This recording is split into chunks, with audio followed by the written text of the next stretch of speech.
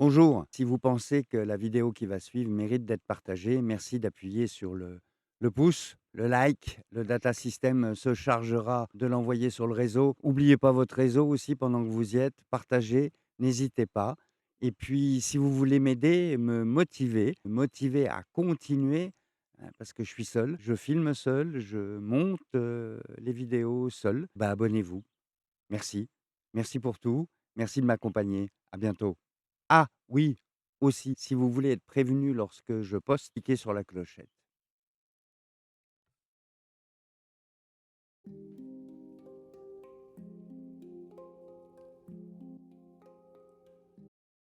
Bonjour à tous, bienvenue sur ma chaîne Un cancer pour renaître.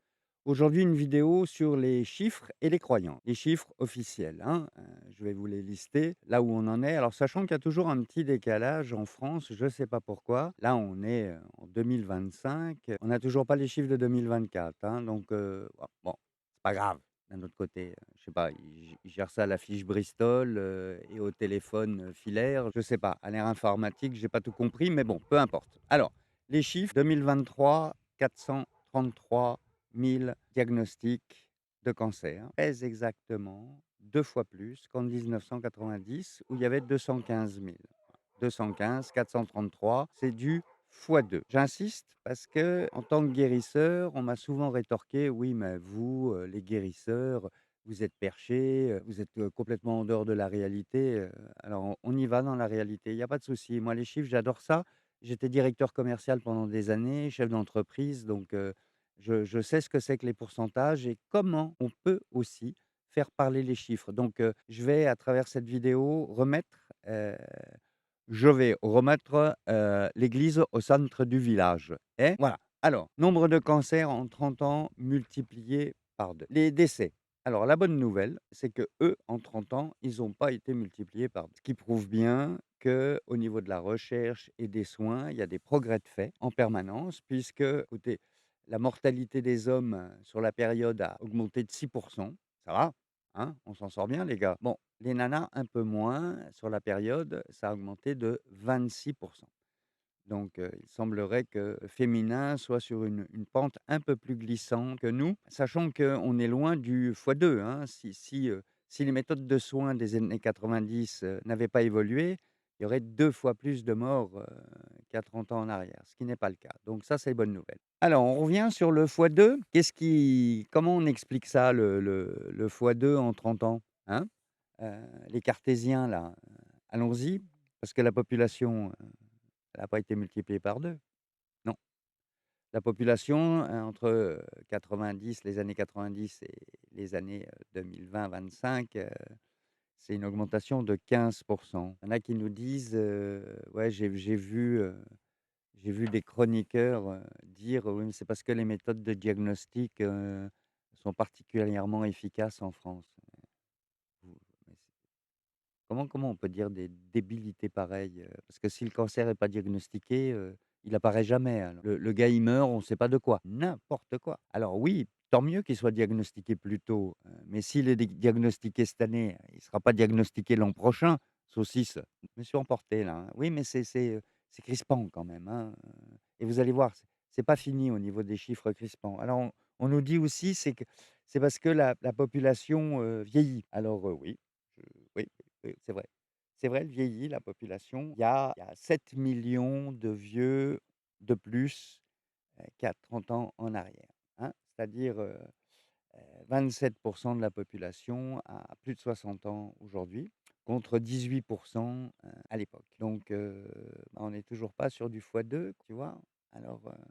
Alors, l'augmentation de la population, le vieillissement de la population, allez, on va dire que ça représente la moitié à la louche comme ça, et on peut y donner une validation, mathématique, cartésienne, hein. Mais l'autre moitié, elle est où? Bah, ils savent pas.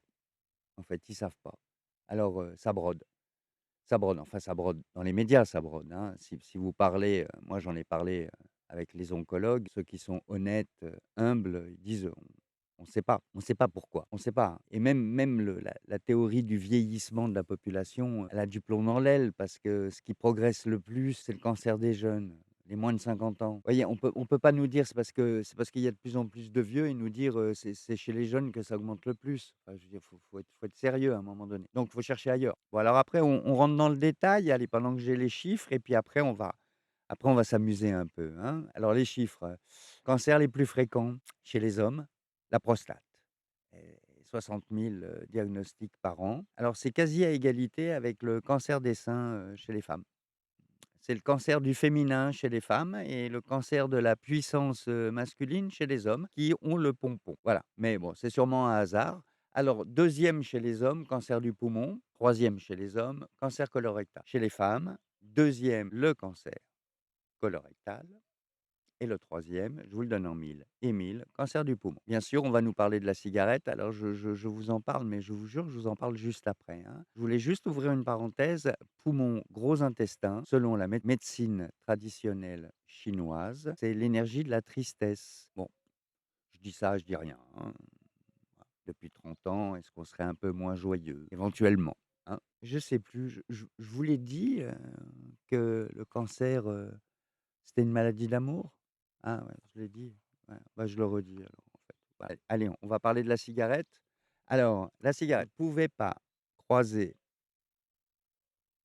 une émission où les médias, associent le cancer avec la clope. Mais, à la limite, ça pourrait être cancer du poumon ou de la gorge ou du nez ou de la bouche. Mais non, non, non, non, jusqu'au cancer du trou du cul, on nous dit: «Ah oui, la première cause, c'est le tabac et après c'est l'alcool». Voilà, tabac et alcool. Si vous voulez les gars, hein, si vous voulez, alors on prend les chiffres, c'est vos règles du jeu, c'est pas les miennes, hein. Alors, les chiffres du tabac, donc je vous rappelle que les cancers ont doublé depuis les années 90, hein. On est passé de 215 000 à 433 000, augmentation 100. Sur la même période, la consommation de tabac en France a été divisée par 2. Ah, on le voit bien autour de nous, hein, les anciens, on voit bien. Il y a 30 ans, tout le monde fumait, aujourd'hui, plus personne ne fume et ceux qui fument, fument moins. Donc bah, divisé par 2, hein. Ça, c'est les chiffres des douanes. Alors oui, ça vapote un peu. Encore, il y en a de moins en moins des vapoteurs. Bah, alors après, il faut nous dire que c'est pas bon pour la santé aussi, hein, que c'est pire ou comme la cigarette. Faut le dire là, faut le médiatiser, hein. Les fumeurs de tabac, eux, ils sont divisés par 2. Alors moi, je suis un ancien directeur commercial. Il faut m'expliquer comment les cancers sont multipliés par 2 et que la cause supposée du cancer principal, elle est divisée par 2. Je comprends pas, à part qu'on nous balade. Alors quel intérêt? J'en sais rien. Ce qu'il y a de sûr, c'est que, c'est compliqué pour l'être humain en France de dire: «Je sais pas». Voilà, donc faut qu'on trouve un ennemi. Alors voilà, alors on nous a bassinés, avec le tabac, mais tant mieux, hein, c'est pas je suis pas là pour vous dire que c'est bon pour la santé. Il y a plein de produits, des produits cancérigènes, hein, au même titre que la charcuterie industrielle, par exemple, hein. Donc des produits cancérigènes, on va les lister après, il y en a plein, hein. C'est pas parce que c'est cancérigène que vous allez déclencher un cancer, d'accord? Moi déjà comme guérisseur, avec mes patients, j'avais beaucoup de patients fumeurs et qui, à l'époque, hein, me disaient: «Mais, c'est vraiment dangereux, c'est machin». Alors oui, oui, je validais que c'était pas bon pour la santé. Jamais j'ai dit: «Eh vas-y, fume, hein». On va pas aller d'un extrême à l'autre. C'est pas la vie, elle est ni blanche ni noire, hein, c'est gris, hein. Faut s'habituer au gris, hein. On est dans un monde où on veut absolument qu'il y ait des blancs et des noirs, mais rien n'est blanc, rien n'est noir et pour le cancer, c'est pareil.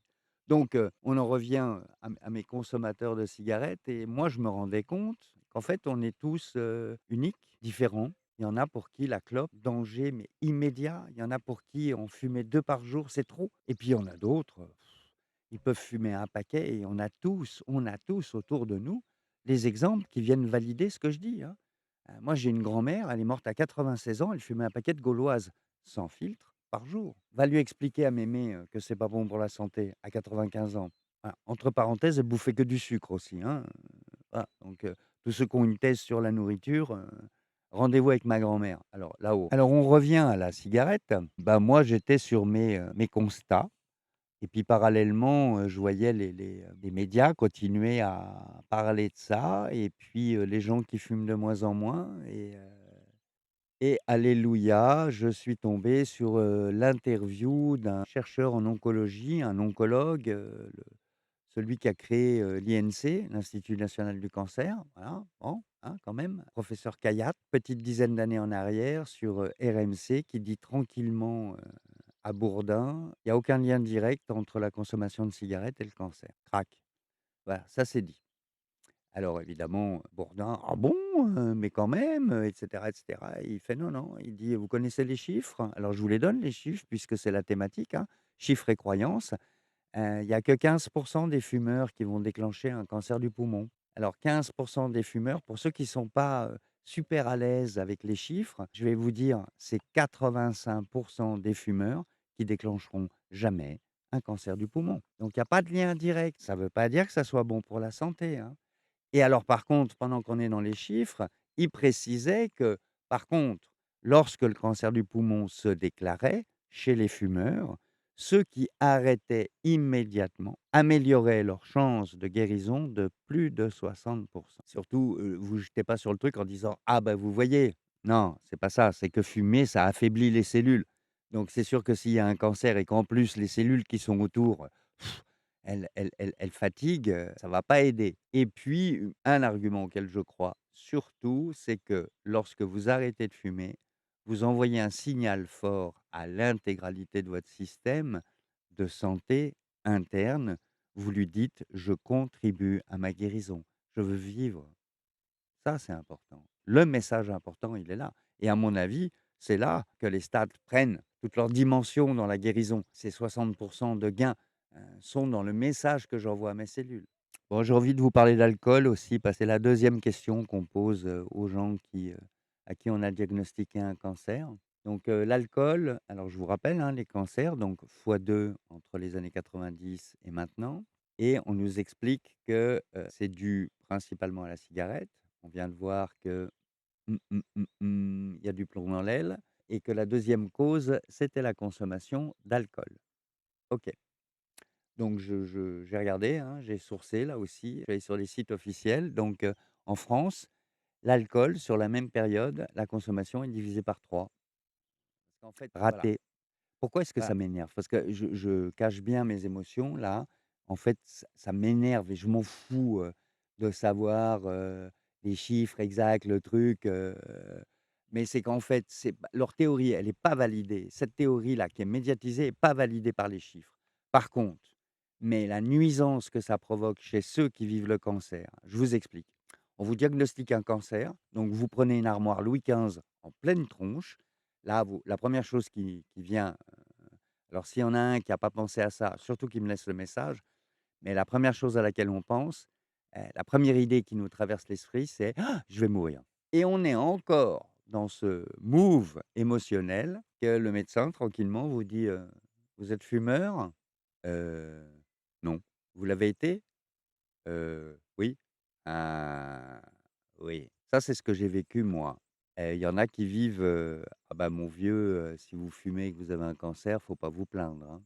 Donc là, qu'est-ce qui se passe? Dans notre conscient et notre inconscient, on repart avec une charge de culpabilité monstrueuse. «J'ai fumé quand j'étais jeune. Ah, j'aurais pas dû. Ah ouais, j'ai fait une bêtise. Oui, je le savais, hein, je le savais, on n'arrête pas de le dire, dans les médias». Et en fait, comme je vis dans une société où la bêtise est punie, c'est culturel, familial, disent, c'est puni. À l'école, c'est puni. À la maison, c'est puni.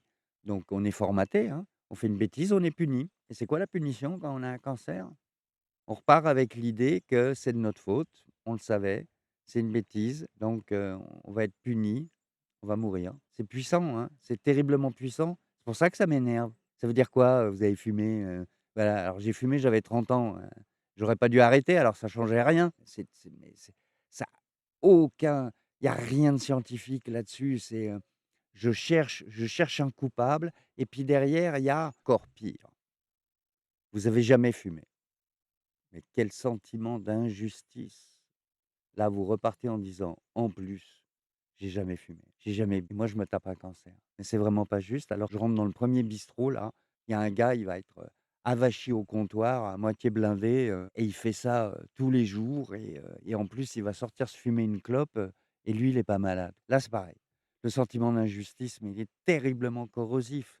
Que ça soit la culpabilité ou l'injustice, et ben, vous partez pas gagnant, quoi, émotionnellement. Vous avez déjà pris un coup dans l'aile. C'est-à-dire que vous prenez un premier coup, c'est que le diagnostic, vous avez un cancer et dans la foulée, vous prenez un deuxième coup, c'est soit c'est injuste, il y a vraiment pas de bon Dieu, hein. Alors déjà que dans l'imaginaire, on est là: «Ah oui, oh mais le pauvre, il était gentil, il a fait de mal à personne». C'est marqué où que les gentils, vivent et que c'est les méchants qui meurent? S'il y avait que les méchants qui mouraient, bah, personne ferait de politique, hein, les gros. Non, non, non, non, non, c'est pas une question de gentil ou de méchant, mais c'est pas une question de cigarettes et d'alcool non plus et l'alcool, c'est pas bon pour la santé, une fois de plus.